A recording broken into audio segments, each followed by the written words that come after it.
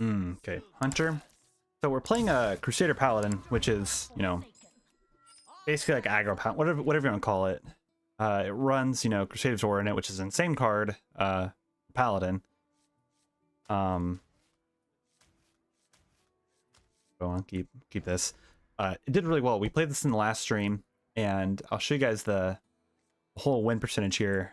13-8, 62% win rate. And it is like the Rogue Destroyer. You can see here, 30% of our matches were against Rogue, and we beat most of the Rogues. I think we only lost to like one Rogue right here. But, trying to get to Diamond 5 with it. Clearly we didn't succeed. We're still in Diamond 6.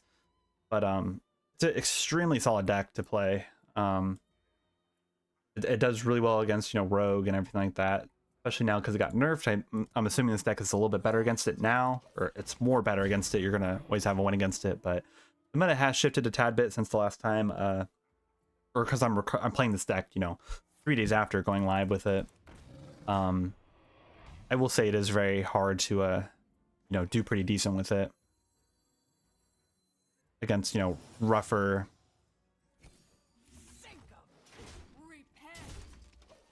decks. Any XL decks is pretty hard to beat against if they don't have a good answer for it. I always keep Crusader Aura in my opening hand too. If I see it, I keep it. If we curve out really well, we have something on 1, we have this on 3, we have this on 4. You basically just went off of that. It's so oppressive in the way that they can never really ever deal with it. The games where they can deal with it, you just kind of burn out. But with this, it looks like we're going to actually be set up pretty well for Crusader Aura to actually take its, steal the game away. And this isn't a pure version either. There are pure versions of the training round, and I think this is this one is a pure version, but I've seen non-pure versions that are working as well. I have changed this list around against the decks that do like this, like Hound Hunter, for example. Judge Unworthy is pretty impactful, I think, and in a way is necessary. We'll go here, go there. Yeah. And to get through the bigger things, because taunts kind of beat this deck. Anything that, puts up a big taunt, you need something to remove it. And I think eventually the list was different. This is like the final list that I come to that has the best consistent win rate. Running 2 of these. I did run 1 at one point, and then I wasn't drawing it enough. I then put in 2 scenarios where I have it. The Peacekeeper is really lovely too in the deck. I've actually used it quite often in the way where it actually feels impactful. Being able to buff up the board that's already getting buffed up, making sure that they can't take more than 2 damage, really allows the deck to have a little bit more survivability and keeping a board there rather than it just getting completely cleared. It's pretty good. I like this way of playing for this deck a little bit more than just the generic pure paladin, if that makes sense. Also do like the Astral Serpent a tad bit, because you just drop it down, it automatically draws you more cards. Just you drop it down, it's 4 mana draw 2 with the body. It's not bad. But that's why you only run the 1 of in this list. You can run 2, but it's pretty slow. You play it, I like playing this on turns when like this happens, where you're only attacking and you're not going to be doing anything else. And you don't want to overextend, because it could have, like Star Power, for example, or Blizzard or whatever, or Hollow Hound. Which feels bad, but it is what it is. But scenarios like this, it fits really well, because you could, Unworthy and, deal with that. But let's see here. We do not have lethal. Can play this. I wish this could go face, but I also want to go face with this. So here's what we're gonna do. We're gonna do this.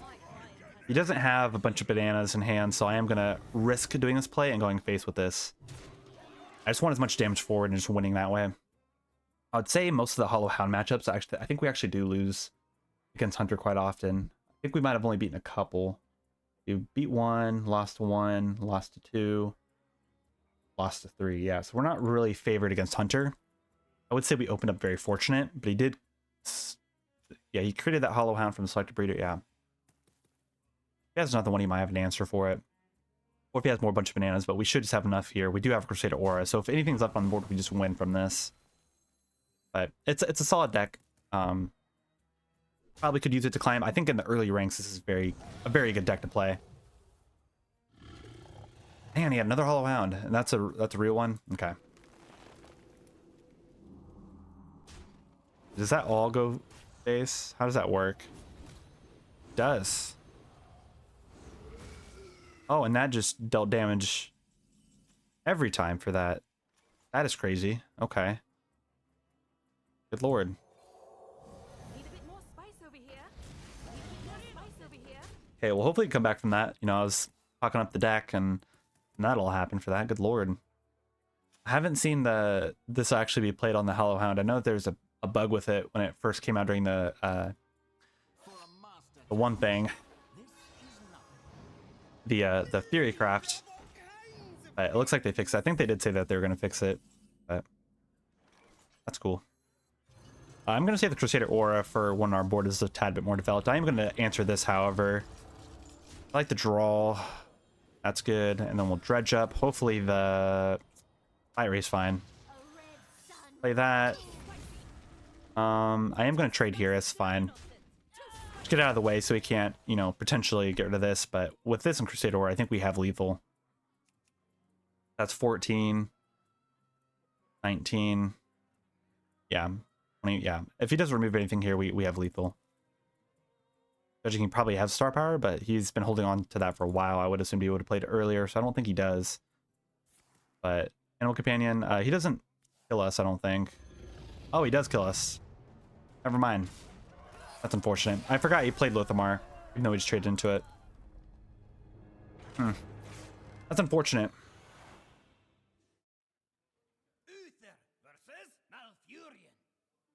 Okay.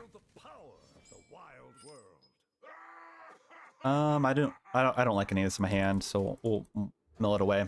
With this deck, you always want to curve out as best as you can. Like that specifically, that's like the best thing you could possibly get. 1, you have something on 2, 3, then 4. You just win. This is the hand that you really want to look forward to, or you want to look to have. I really feel like the only like effects card in the deck is probably Outfitter or probably Muster for Battle or War Trainer. I think those are cards that you could tech in for your own playstyle and what you'd like to, you know, change up. But the Outfitter is very situational in my experience. It doesn't. There's a lot of times when you don't have a lot of stuff in your hand anyhow, and so it just kind of feels like a waste for the 1/1 buff. If it was a bigger buff like a 2/2 or anything like that, I think it'd be a little bit more tad bit better. But I feel like that's the first card you want to change if you're going to change anything with this list. Then probably be like either War Trainer or Muster for Battle. I do think the Dude Paladin package is not terrible for it, but it can't. There are a lot of removal in the game, and having just very small 1/1 bodies can be, you know, a bit slow with, you know, what could be potential. So.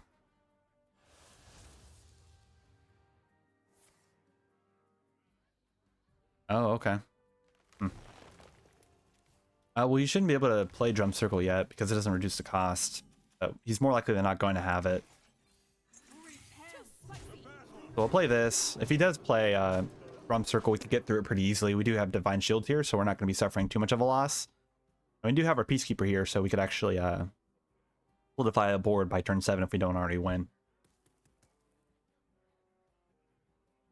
And, you know, if we do happen to top deck like Judge Unworthy, we could also deal with it. Oh, or he's just going to lose. Yeah, the games are pretty fast-paced. If you do get an opener like this, there's not much else they could really do, I don't think. Unless they get like some cheap healing or something that could put them out of range of lethal, but... Well, that's an answer. Not bad. Yeah, we have this right here, so we could really deal with it. And a zap, wow. The dude got some answers, but I think we still have lethal. Because that goes up to 7, that goes up to 6. 13. If he has an armor gain, he might have a way, but we'll probably strap down the Serpent. And there's the answer. That's pretty fortunate. The dude had some pretty good luck there. I will say a lot of times when I lose with this deck, it's just pure RNG. Because when we were playing on stream, we're playing pretty well, and then you know, we run into the people that had like the best luck possible and couldn't do anything about it.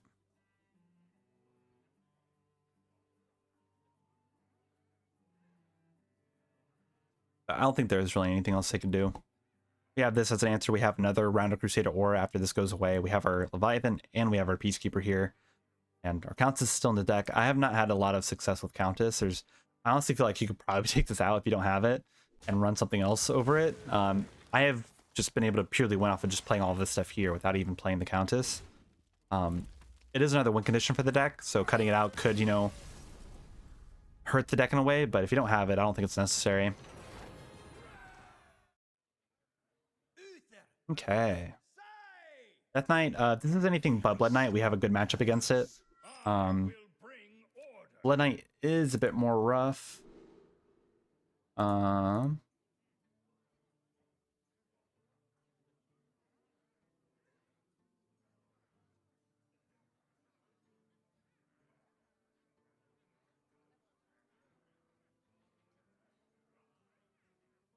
Okay. I like this hand. We'll get rid of the Serpent. You don't ever want to keep the Serpent hand, even though it is basically guaranteed to draw 2 cards with a body. It's too slow. You'd much rather have a more aggressive start.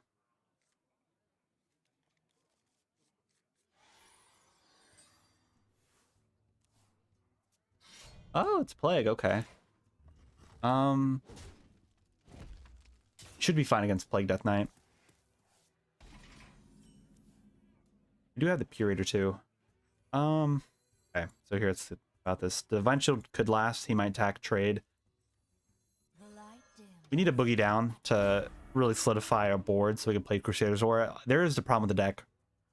Our Crusader Aura does cost 4 mana to play it, and it only feels good if you have a board developed. But there are some times when you just have to gun it on 4 if you don't have a board developed to play it and hope something sticks. And you'll be able to develop off of it. That's like kind of the difference with this compared to other Paladin decks. Or you could just substitute out some of the other stuff like the Outfitter, the Savior for some of the stuff that has Divine Shield, so it has a likelihood of surviving. It'd be probably more of a mid-range version rather than an aggro version. Like this is probably what you consider mid-range because you do have a good amount of 4s and you go into a transitional late game. But like from that you want to, it's all very, what's your play style and what you think is best. Because if you can make this deck work and do fine with what it does, you do run out of resources. This is really your only draw aside from the Curator. If you don't draw any of these, you just kind of burn out. But that's, how it is with some decks. There's not a lot of generation in the deck either. You can't generate a lot of other cards. So, like, this guy is having a lot of answers to what we're doing, so we're more likely not going to be able to win this game if we don't get this set up. Okay, he's playing that over tapping, so that's fine. Curator might be good. We're also just playing a lot of stuff just to play a lot of stuff too. So we'll play this. Curator is going to kind of help us come back. If we could win in the mid game, we're fine. The moment he starts playing like the Unchained Guardians is when it's going to be a little bit harder for us. But we know we do have our removal to the big stuff, so. You have earned an Oh, okay. That's a bit unfortunate. He did have that up here, right? He played it right here. So. He didn't top deck it. No, it was his turn 4 draw, it looked like. I don't know why he didn't play it then. Okay. So I like to tap and boogie down, but also I think playing this is probably good too. Getting the board, these on the board, they might stick. He might not even play anything. He might just, trade into something, go face or do something like that. And then we play this, and that's when we start to put on the pressure. If he plays anything big, we just Crusader or Judge Unworthy the guy too. So, or he has that too. Unfortunate. And the Chain Guardian. That's what I'm saying. Like this deck can do well, but some decks will just be able to have answers for it no matter what.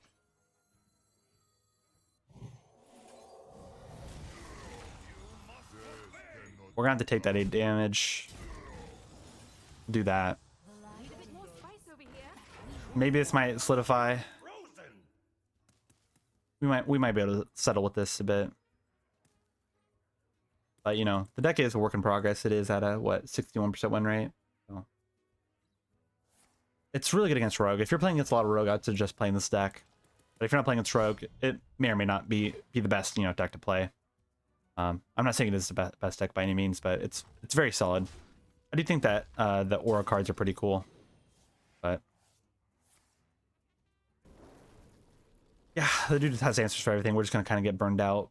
Unless we could like maybe make the Countess work with Crusader Aura. That's the other thing too. You could play this and hope to get some charge minions like Alucard or something like that. And that could just be your win condition too.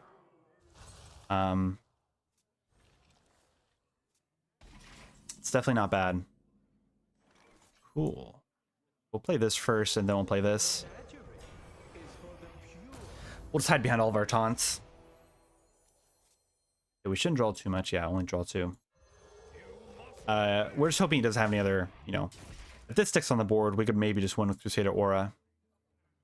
If he can't get through this, but he's probably has another Chain Guardian and or Starfish. That will be the answer too. That's unfortunate.